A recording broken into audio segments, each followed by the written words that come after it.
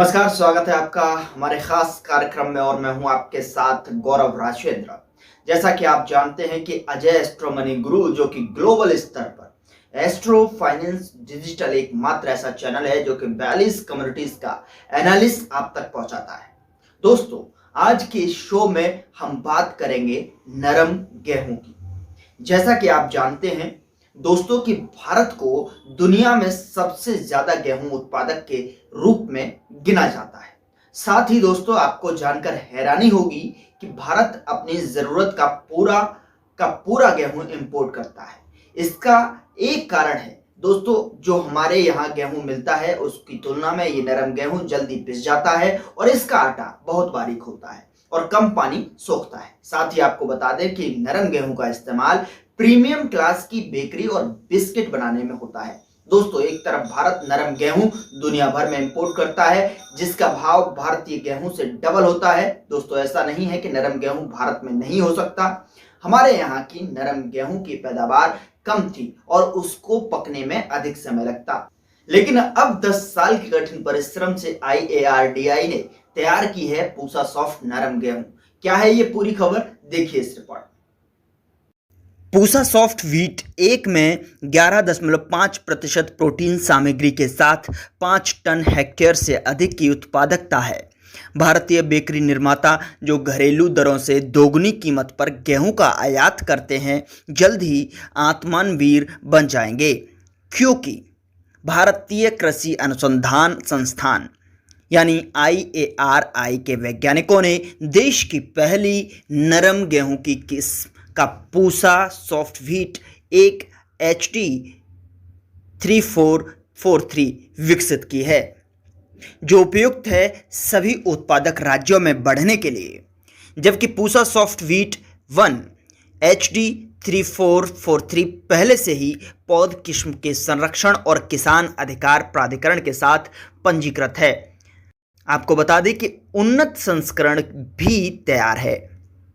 अंजू महेंद्र सिंह, प्रधान वैज्ञानिक और प्रभाग में अनाज गुणवत्ता प्रयोगशाला के प्रमुख IARI में जेनेटिक्स ने विज्ञान को बताया कि सिंह ने इस किस्म को विकसित करने के लिए वैज्ञानिकों की एक टीम का नेतृत्व किया था, जिसे विकसित होने में लगभग 1 दशक का समय लगा था। आपको बता दें कि उद्योग के सूत्रों ने कहा है कि भारत ने तकरीबन 2021 और 22 में 4,226 क्विंटल की कीमत पर लगभग 3,108 टन नरम गेहूं का आयात किया था, जबकि 2020 और 2021 में ये जो रकम है तकरीबन 2137 टन की 3,797 क्विंटल था।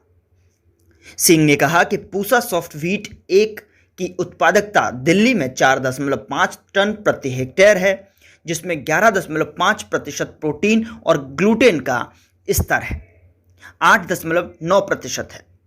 लस की ताकत कमजोर है और यह जलवायु भिन्नता के आधार पर स्थान से स्थान पर भिन्न हो सकती है।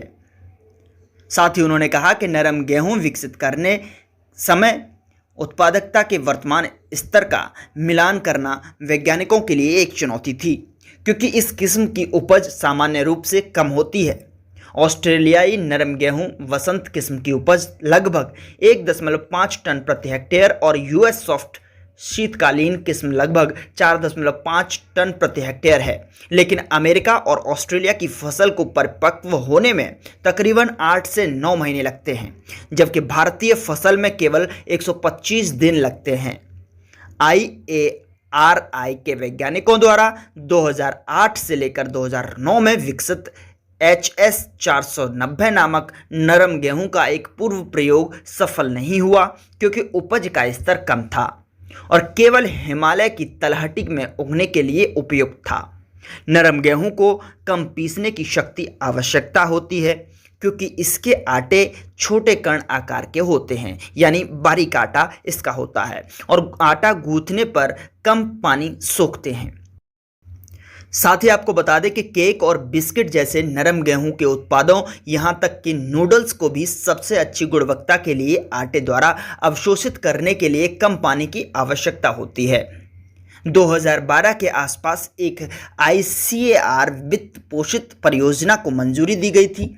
मार्कर असिस्टेड गेहूं प्रजनन पर भारत ऑस्ट्रेलियाई कार्यक्रम, जहां गुणवत्ता एक बहुत छोटा पहलू था, चूंकि उस समय बेकरी उद्योग लगभग 6% की दर से बढ़ रहा था और उन्हें इस विशेष गेहूं की आवश्यकता थी।